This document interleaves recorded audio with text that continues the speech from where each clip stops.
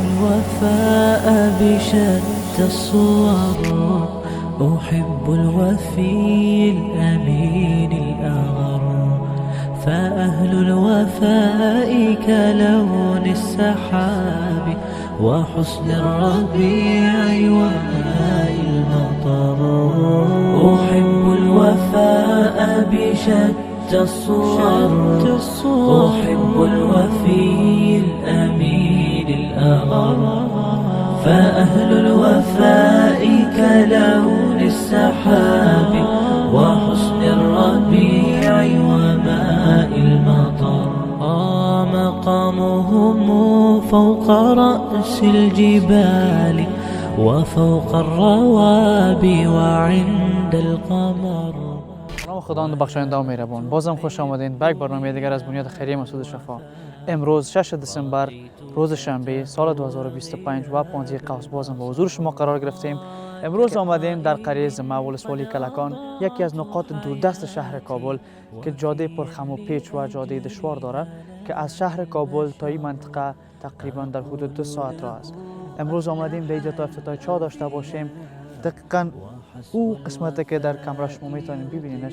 تا لحظات بعد که به قریه میرسیم و افتتاح چاه می داشته باشیم، شما میتونید چند لحظه حب عمرا وسحقا لذاك الذي قد غادر، هنيئا لمن أخلص الحب عمرا وسحقا لذاك. آمدیم به جایی که ذخیره چای ما ساخته شده که بیش از 30 متر مکعب آب به خود جا میته و بیش از 500 خانه و خانواده را از آبش میدنی و آب صحی مستفید میسازه. ذخیره آب که ازش 18 نل اساسی به تمام قریه توزیع شده و بیش از 1000 متر پیپ کشی و نل دوانی شده که بسم الله میکنیم ببینیم. بسم الله.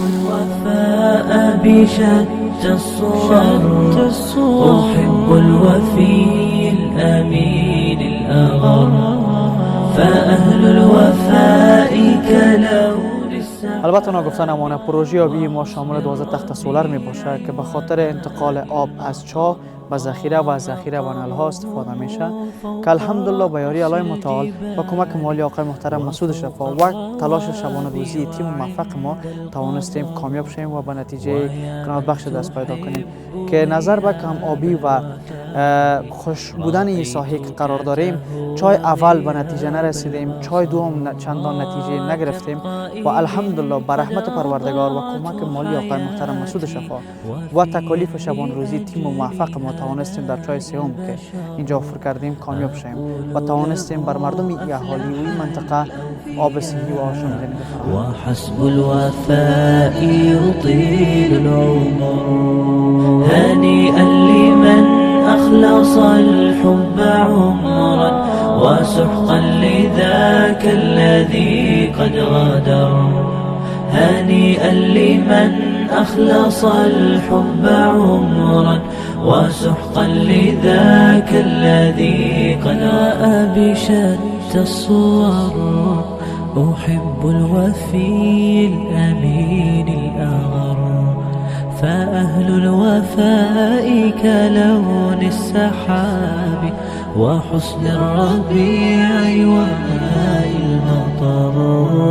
أحب الوفاء بشتى الصور، أحب الوفي الأمين الأغر، فأهل الوفاء كلون السحاب وحسن الربيع وماء المطر.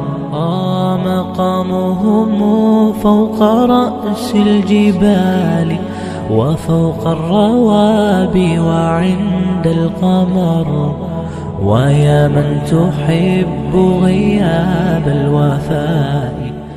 همتان عزیز، این بود برنامه افتتاح ما در ولسوالی کلکان قریه زمه. تا برنامه بعدی و افتتاح بعدی از بنیاد خیریه مسعود شفا همه شما را با خداوند پاک العزال میسپارم. دست کمک و همکاریتان از همتان را ما فراموش نکنین. و السلام علیکم و رحمت الله و برکاته. أقول له أفلح